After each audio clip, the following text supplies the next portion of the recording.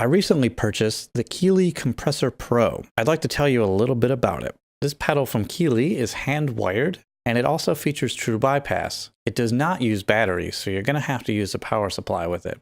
I bought this mostly to use with bass, but it can also be used with any instrument. I'll mostly be using this live, but I'm sure I can find a use for it in the studio here and there. The thing that stands out about the Keeley Compressor Pro is that it's incredibly full-featured. It's got everything you might see on a really nice studio compressor. It's got hard and soft knee switches. You have full control over the attack, release, and makeup gain in addition to the regular compression settings like threshold and ratio. There's also a switch called Auto that's for the attack and release. I find it works really well. It sort of just picks an attack and release that might work with the signal that you're inputting to it. The feature it has that I've never actually seen in a compression pedal is metering. It shows you exactly how many decibels of compression are happening in real time. And that's actually really valuable information. It really helps to see exactly how much it's compressing.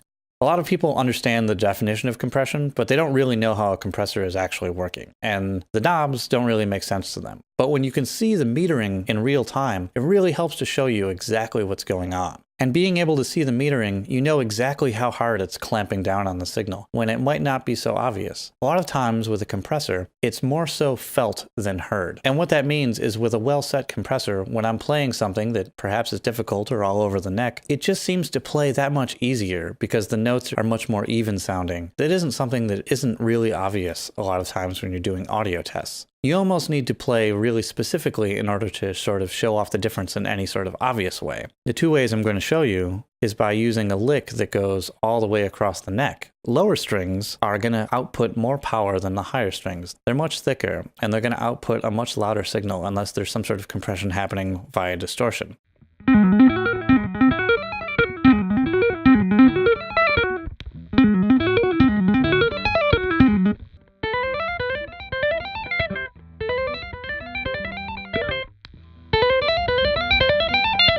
You'll notice when I have the compressor on, you can hear the high notes that I'm hitting so much better. The other test that I use is the slide test. When you're sliding down the neck, your volume is going to drop naturally because the string is losing power as you move. However, with the compressor pedal on, it stays even all the way to the end.